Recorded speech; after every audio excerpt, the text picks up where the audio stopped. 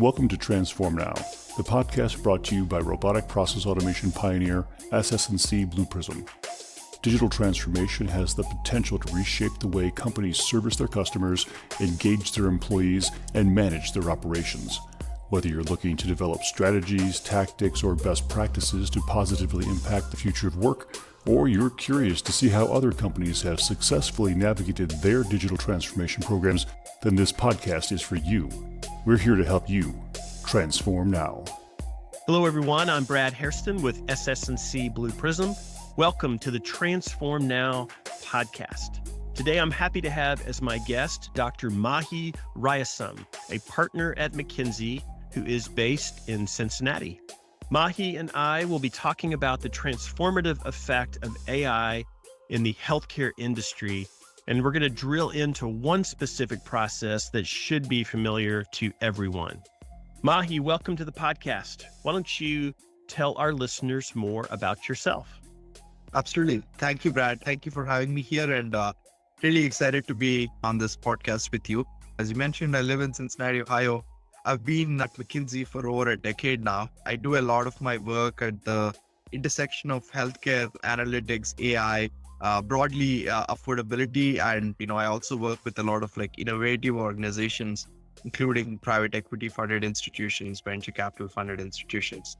I also run McKinsey's Global Center on healthcare affordability and analytics, and very passionate about that topic. Pre-McKinsey, I did a bunch of work at Microsoft and other technology companies on product management, and before that, did a PhD in applied math from Purdue, and right before McKinsey, also got an MBA from Northwestern. So, try to bring that technology and analytics expertise to healthcare, and have become very passionate about healthcare over the last decade or so. Well, it's really good to have you on. Speaking of applied math, my wife was an applied math major in college. So that definitely caught my attention when I saw that that's what your doctorate was in. Can you guess who balances the checkbook in my family? It's not me. No it's point. Not me. Yeah. Well, Mahi, healthcare is going through such an incredible transformation. And I know you have a lot to say on this topic, especially with regard to the role of artificial intelligence in this industry. Let me start by asking you, from your perspective, how much is AI becoming an integral part of healthcare today?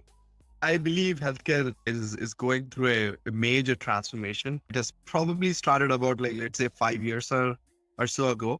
And the pace has really quickened, especially over the last 2-3 years. And every aspect of healthcare, be it pharmaceuticals and drug discovery, be it payers and insurance companies, be it providers, and be it other advocates and other health providing organizations across the US and across the world who create these environments for patients. All of these realms are going through transformation enabled by AI, right? Some of that transformation is a little bit more basic, enabled by automation more than AI. But there are some realms which are definitely getting impacted by AI. And I believe over the next half decade to decade or so, the penetration of AI into pretty much every aspect of healthcare as we experience today is going to be very noticeable. Interesting. Well, with some of your McKinsey colleagues, you recently co-authored a white paper on the prior authorization process in healthcare and the opportunity to improve it through AI. Why was this process the focus of your white paper? The reason we chose prior authorization as the focus topic for the use of AI in healthcare was probably threefold. First is prior authorization is one of the most abrasive aspects of healthcare experienced by all the stakeholders, whether it's members, providers, or our insurance companies. Everybody think and believe that healthcare could be better if the prior authorization is a better run process. I think that's the first reason. The second reason is the amount of impact AI can have in prior authorization is immense, right? We believe, based on some of the work that we have done, more than 50% of the current time and effort that is spent by various organizations could be either automated or made better through AI. And that's the second reason. And the third reason is prior authorization is also a gateway for many of the services that members get, patients get from providers. And if you're able to like improve that gateway, it is going to significantly improve their experience, outcome, and potentially like affordability and quality down the line. So for those three reasons, we felt prior authorization is an important aspect that we could highlight the impact that AI can make there.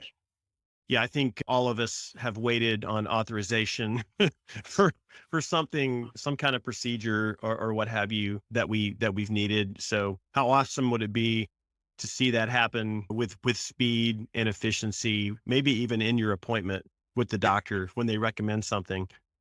That would be a great day. So how much of the typical prior authorization process do you believe can be automated? Can you just talk about some examples of the steps that are really heavily manual? Yep, absolutely. I mean, at a high level, short answer to your question is we believe more than 50 to 75% of the current activities that you do Mm. in prior authorization could be either automated or improved via AI, right? That's the overall number that we are projecting. If you look at the overall workflow of the prior authorization, right, I would probably divide it across probably three stages.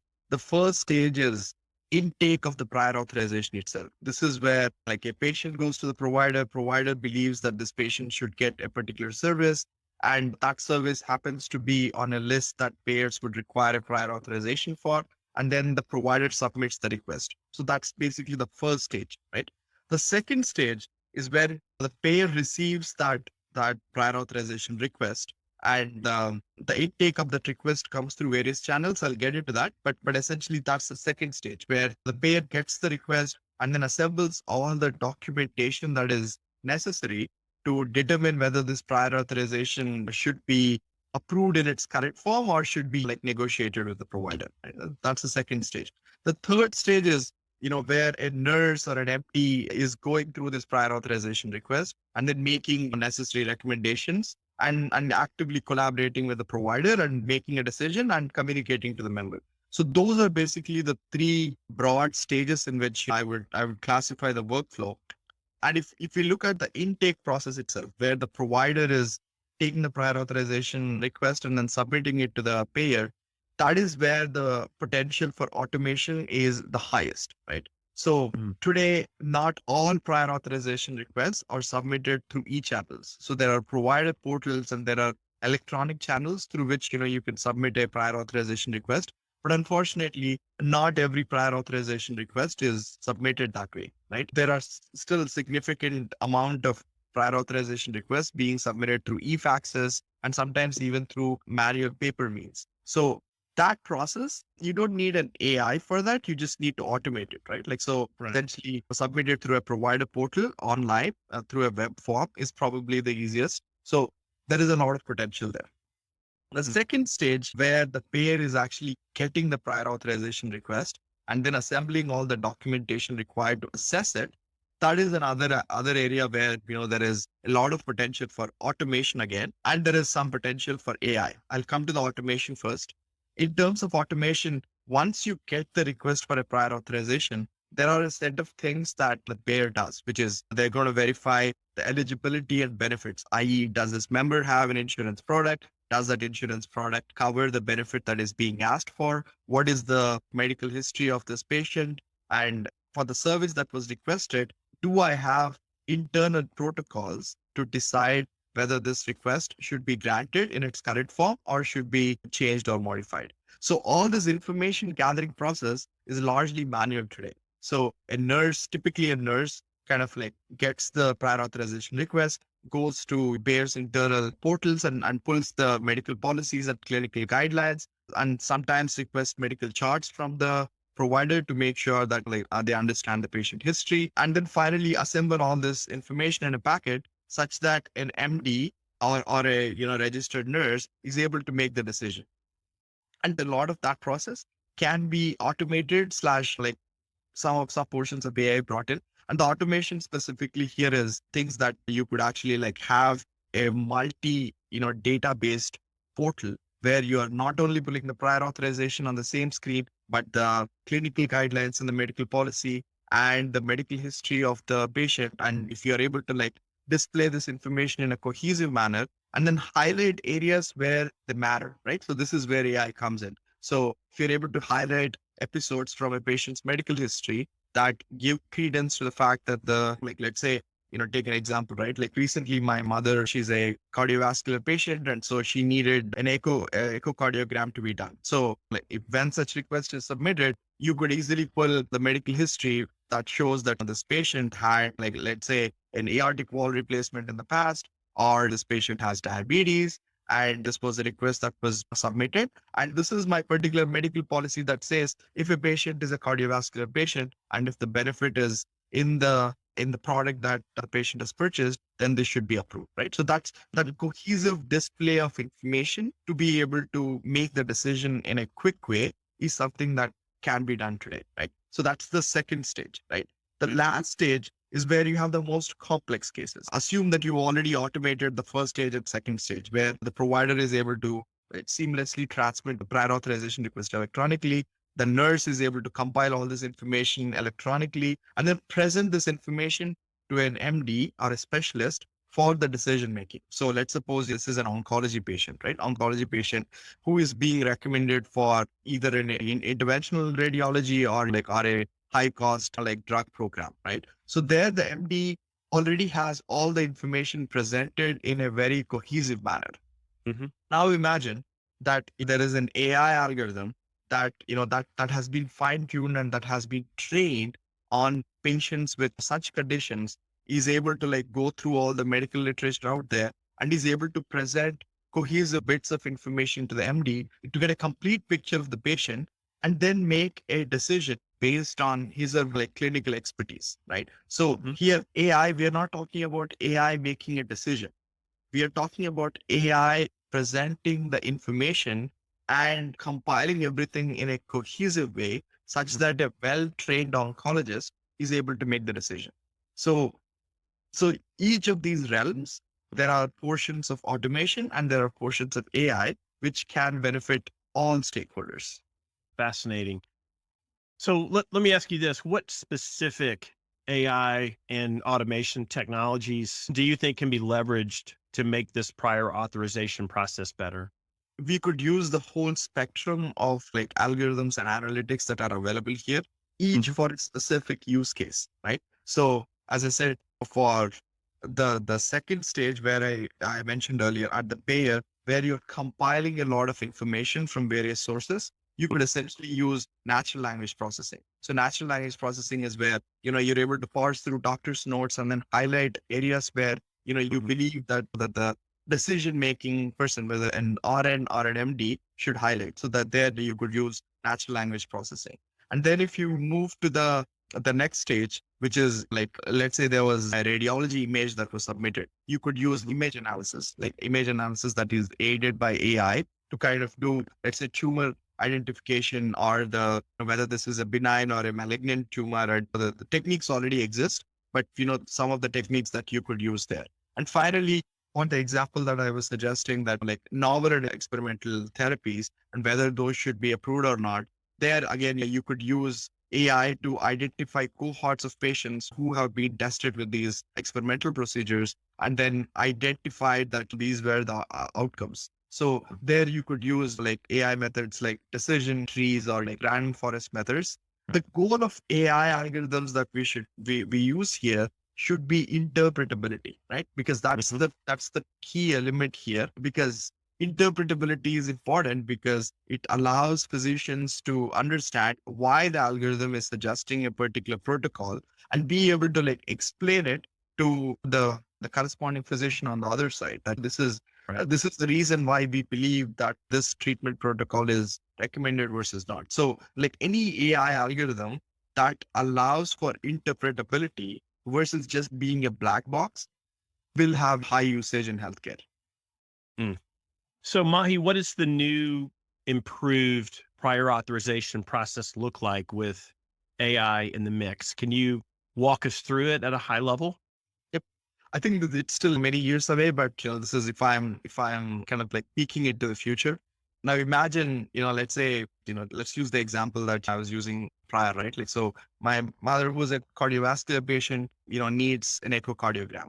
So she visits the PCP, and then the PCP recommends a visit to the specialist, and the specialist immediately looks at the condition and then refers for an echo.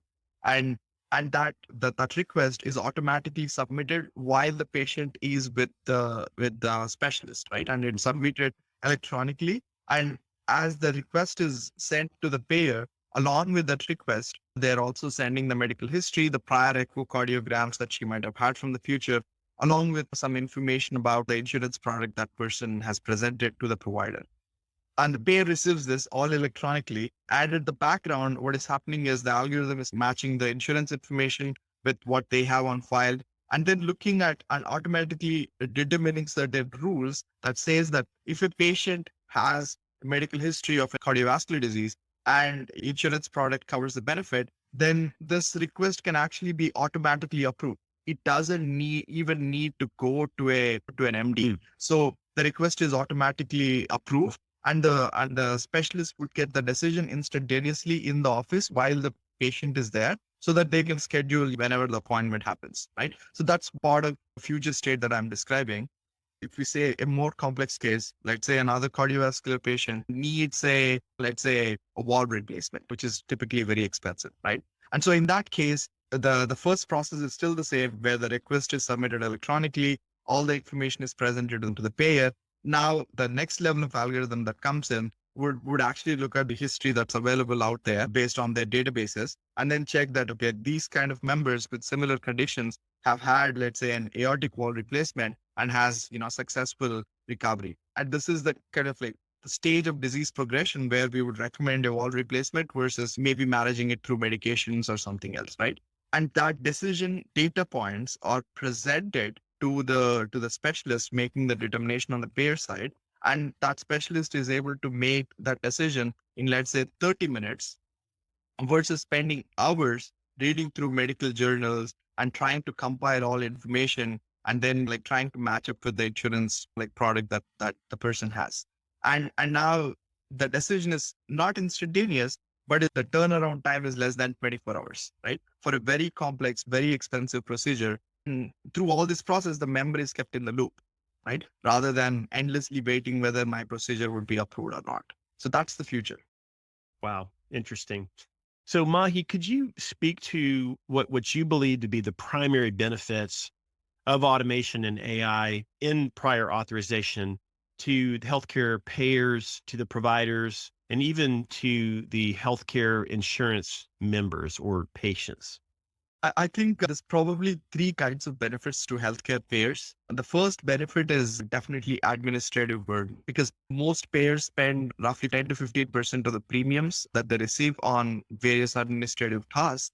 And prior authorization is a major constituent of that administrative task, right? So if you're able to automate, especially the mind numbing aspects of collecting all this information and then cross checking various data silos, that would not just benefit reducing the administrative cost for the payers, but it'll also help the experience of the nurses and MDs, right? So it improves their employee satisfaction and their administrative cost. And associated with that, the second benefit that we get is to the providers, where you reduce the abrasion to the providers, because providers are also waiting endlessly for their prior authorization requests to be approved, right? Because we believe that providers are really the decision makers for the patients, and they know the patients best. So like they should not be waiting for these requests to be approved. So that's the second benefit that that the providers would get. And an ancillary benefit of that is, if you are able to approve the request automatically, then there is no requirement for provider to submit needless documentation, right? Like, so they don't need to pull a lot of like medical charts. They don't need to submit provider medical records and then have these endless back and forth phone chats to explain why this procedure is required. So that is going to benefit providers both from an experience standpoint as well as reducing their own administrative burden. And finally, the biggest benefactor is going to the members, where, they're getting an answer quickly. And if the request is not approved or an alternative is recommended, they know exactly why that happened, right? not just because of like an unexplainable reason, but because maybe this procedure is not in their best interest at the current time, or maybe the alternative is better, right? So Mm-hmm. member experience would also be better. And so through this AI and automation, you can actually improve the lives of all three stakeholders involved in this process. Excellent. Mahi, you mentioned a couple times that AI is not making the decision. It's not replacing the role of the clinician. For those that are concerned about AI empowered robots taking over healthcare and making all of our medical decisions in the future, can you just expand on the fact that the experienced clinicians, they're not removed from the process. Their role is not diminished. In fact, it's actually enhanced, or they have more time to do what they've been trained to do and apply their expertise. So could you maybe expand on that just a little bit more? Sure. If we take the task of prior authorization itself, right? There are three possible outcomes of a prior authorization request submitted, right? The first is it's approved, right? Approved, which means that the physician who is recommending the procedure, that person is the person who knows the patient best. That they've asked for something, they got it, right? So that's one outcome. The second outcome is pending, right? Pending essentially means the insurance carrier is not able to make a decision yet. Can you give me more information so that I can process my request, right? I think that's the second outcome. The third outcome is what the physician has recommended, patient's physician has recommended, is not the right protocol, or like not something that the insurance carrier is approving today under current medical like terminology, the state of knowledge and whatnot, and they're recommending something alternate, right? So those are the three possible outcomes, right? The first outcome where you're approving something, right? There you have enormous potential for AI and automation because the physician has asked for something. So like, why not grant the request and then have the PCP or the specialist who knows the patient best make that decision. I think I think there is no like adverse outcomes because you're just approving the request. Right. So that's easy, right? The second bucket where you're asking for more information is also an area where, like if the AI and automation is able to reduce the burden on providers to submit all this information, that is again going to help the prescribing physician, right? Who knows patient the best. So again, in that second outcome, again, there is no adverse selection or adverse outcome, right? The third outcome, which is where people are concerned about, like, will AI like deny my request? Will this algorithm make the decision and deny my request where my physician is actually recommending me something and this algorithm that I don't know and may be biased in many ways is denying my request? That's where I think the most concern comes from.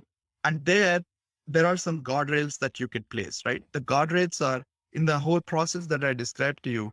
The AI and automation, the help of AI and automation is in presenting the information, not making a decision, right? The algorithms are compiling information and presenting it in a cohesive manner to the physician or the specialist who is making the decision so that they don't have the burden of going through this enormous data piles or trying to get the right information.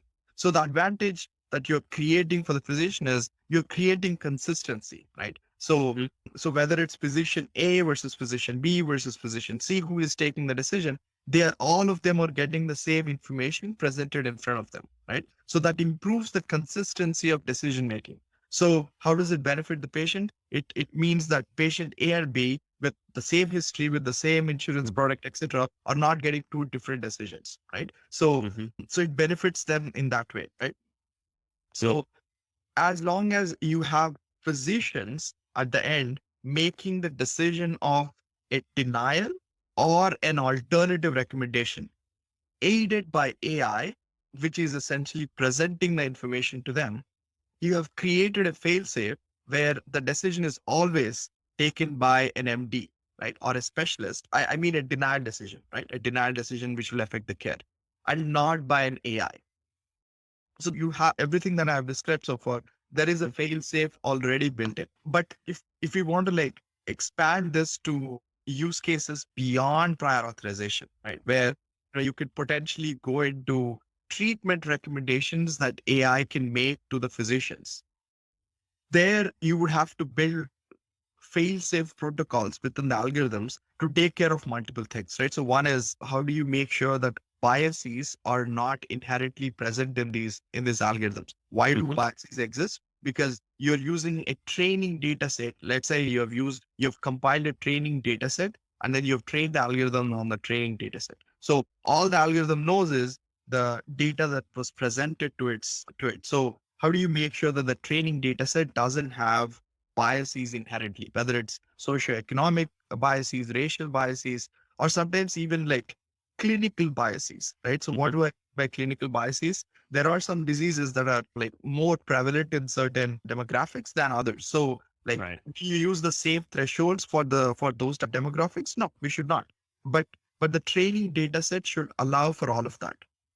I think that's one fail-safe that you can incorporate. The second fail-safe you can incorporate is continuous monitoring of these decisions or the recommendations that is being provided by this AI, and making Hmm. sure that they are not systematically biased in one way or the other, right? And that's a continuous improvement process. And you would have to like do it and test it for a certain period of time before you could actually like have it more involved in the process, right?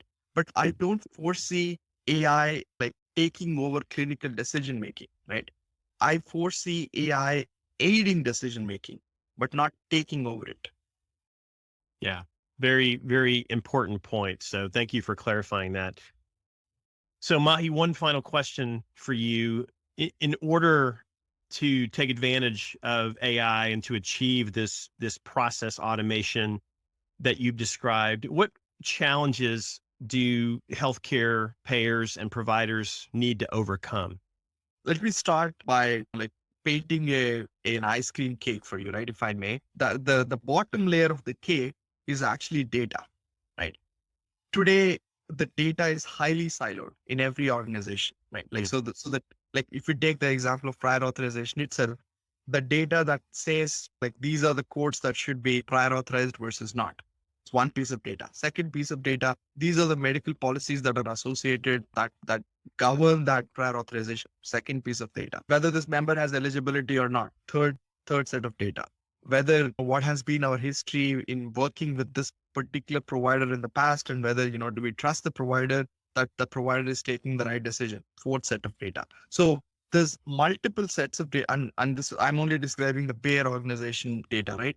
Okay. You can build a similar analog on the provider side. So there's multiple data silos that exist today across both payer organization and provider organization that don't talk to each other, right? So how do you construct a unified data lake while in within the like requirements and regulations of HIPAA, such that you're able to like seamlessly access these various data sets according to the need of it? And is this data being continuously updated so that you don't have data latency issues? I think that's the first layer of the cake. The second layer of the cake built on top of data is the analytics and AI algorithm driven layer. So you're essentially, do we have the right analytics? Do we have the algorithms that are fine tuned to take different data elements that you have at the bottom layer of the cake and are able to like create insights that are useful? I think that's the intelligence layer. Let's call it the intelligence layer. I think the Hmm. layer on top, right? And on top of that, the intelligence layer is the insights layer. This is the layer that you are interacting with humans, right? Where you're interacting with the providers, you're interacting with payers, with members, and you have various APIs that are connected, application program interfaces that are connected to various, whether provider facing, payer facing, or member facing applications. So if you look at this as a like 4 or 5 layered cake, the challenges are the hardest at the data layer. This is because of many good reasons. Because of like HIPAA and like patient safety reasons, the data has been highly siloed in the past, and now because of interoperability and price transparency and the regulations that are being introduced, these data silos are slowly going away, right? And data integration is happening faster and faster. So that's one challenge that you would have to work on the second layer, on the analytics layer. The challenges are like, do you have the right algorithms that can take these disparate data sets that are constructed in different schemas and automatically able to like construct analytics and algorithms that are fault tolerant, right? Like, so fault tolerance is something that other industries have come up many, many years ago, right? We are yet to come up with fault tolerant algorithms and fault tolerant analytics for healthcare applications, especially something that can take noisy data or low quality data. For instance, a lot of provider data has a lot of noise and low quality. So are the algorithms fault tolerant to take that low quality data and still be able to like create great insights? I think that's the second level of challenge that we'll have to solve. And the third level of challenge where you're generating insights that are consumable by humans and are able to be transmitted to various applications from peer facing, provider facing. That's a more technology related challenge where you're getting an application to talk to another application and in a format that is easily transmissible. So that's the third level of pure technology challenge that you'll have to solve. And as part of that, you also have to bring in human design elements, i.e., are you generating insights that are fine tuned towards next best action versus dumping a lot of like information that humans cannot digest. So I would say those are the 3 or 4 levels of like challenges that we all have to solve. Well, Mahi, thank you so much for joining the podcast today. Your perspective on AI in the healthcare industry, and especially around prior authorization, is really interesting. It's still just amazing to think about the fact that up to 50 to 75% of that process could be automated, leveraging AI. Really, really amazing. So thank you for being on with us and sharing your insights, and I wish you the very best. Of course. Thank you, Brad. Thank you for the opportunity and this engaging conversation. Thanks for tuning in to Transform Now. For more insightful discussions on digital transformation and more, check out our podcast channel where you'll find all of our previous episodes. And to make sure you never miss an episode, subscribe to the show on your favorite podcast player.